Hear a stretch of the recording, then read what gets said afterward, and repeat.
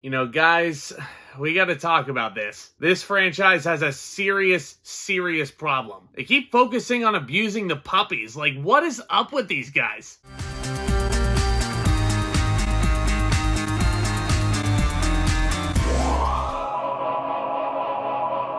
John Wick Chapter 4 is the latest installment in a franchise that continues to kick all kinds of ass. Keanu Reeves is back in the title role, of course. Chad Stahelski is back in the director's chair. And we also introduce other badass actors like Donnie Yen and Bill Skarsgård into the fold. And with the price on his head ever increasing into the seven-figure range, legendary hitman John Wick takes his fight against the high table global. All as he seeks out the most powerful players in the underworld, from New York to Paris to Japan to Berlin, all the way out to Timbuktu to infinity and beyond. You get the picture. Clearly, I dig this franchise. I own all three up to date so far. This first movie especially, I think has been my favorite so far.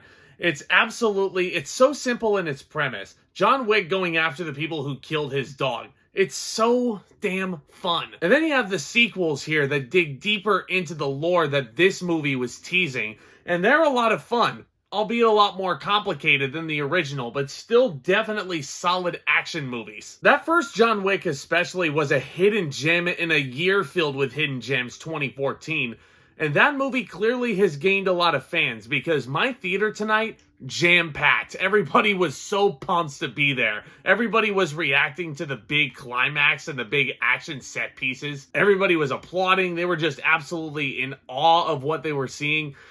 And damn it, I was too. I'd be lying if I said I didn't like this movie. You'd be hard-pressed to find someone who doesn't like this movie, just because the way Chad Stahelski is presenting this material, this is like Mad Max Fury Road level of action. This is like Mission Impossible Fallout level of action. John Wick Chapter 4 is continuing the trend of a deep sequel in a franchise, arguably giving you the best installment of the bunch. I swear, guys, when you watch this movie on the big screen, just in the way these action sequences are framed, the bird's eye view that you're getting of all the action, no shaky cam whatsoever, seeing everything clearly.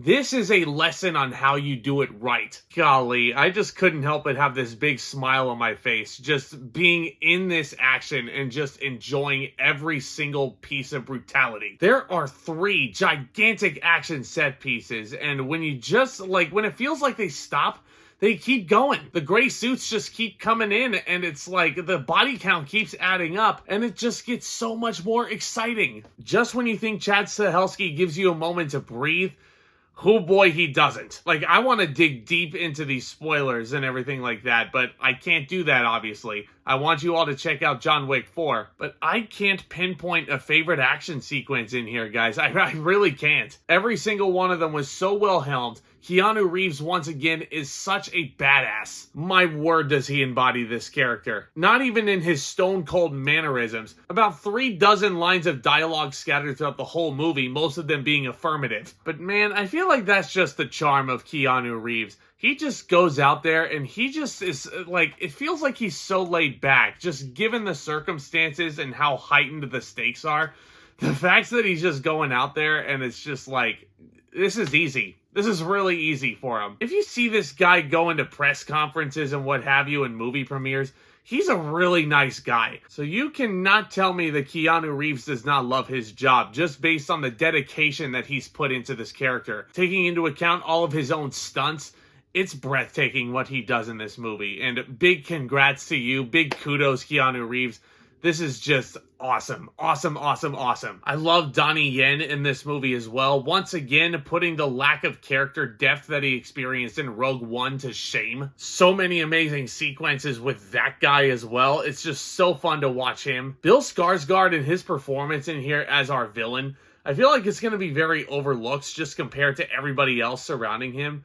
Man, was this guy a despicable, arrogant little prick. And every time you see him, he just owns the moment. He owns the moment in general, what with roles like Pennywise. But here, he really gets to ground himself in a villainous role. I really dug the performance, and I don't really think it's going to get the credit it deserves. But obviously, these action sequences, it goes without saying, absolutely mesmerizing to watch on the big screen. If I were you, I would recommend catching John Wick 4 on the biggest screen possible, preferably IMAX, just so you get that whole theater experience. In case you couldn't tell, I can't recommend this movie enough. I think John Wick Chapter 4 is easily the best sequel that we've gotten in this franchise. Even though 2 and 3 are certainly solid, I think 4 blows both of those out of the water.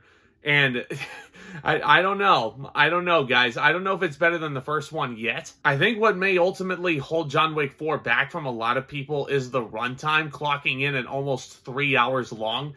Here's the thing. I think towards the third act, I was starting to feel a bit of fatigue from the movie, and I was like, okay, you could kind of wrap this up in 2.5. It's not like the movie bored me or anything like that, but there's a couple of points where you can definitely feel the length. And if I could nitpick one thing, one of the big action sequences that's going on takes place at this big rave-style party, and there's a fight going on in the middle of this rave, and all the guests just seem completely indifferent towards the fighting that's going on with all the gunshots and what have you. Yeah, it kind of felt a little bit unrealistic, but honestly, guys, this is only nitpicking from me. I adored John Wick 4. I think it's going to stand the test of time as one of the best action movies of the 2020s. This is a movie that Chad Stahelski as director should be extremely proud of. This is a character that Keanu Reeves should be incredibly proud of. My God. In short, if you were to ask me if I think you should see John Wick 4, here's what I'd have to respond with.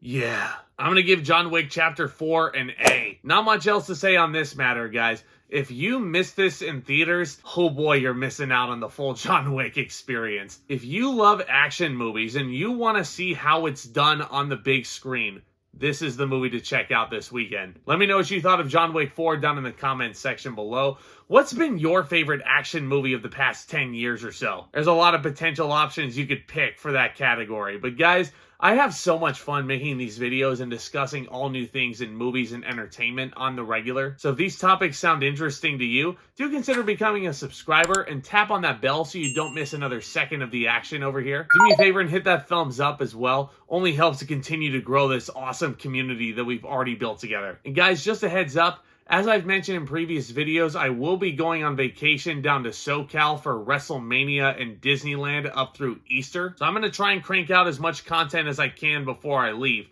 Definitely looking forward to seeing Dungeons and Dragons the day before I drive down there. I'm also going to try and knock out another Pirates entry or two before I make that trip. Y'all are the best. Thank you so much again for your continued support. Go support John Wick 4 in theaters. I promise you, you're not going to regret it. And with all that being said, back talk, commence.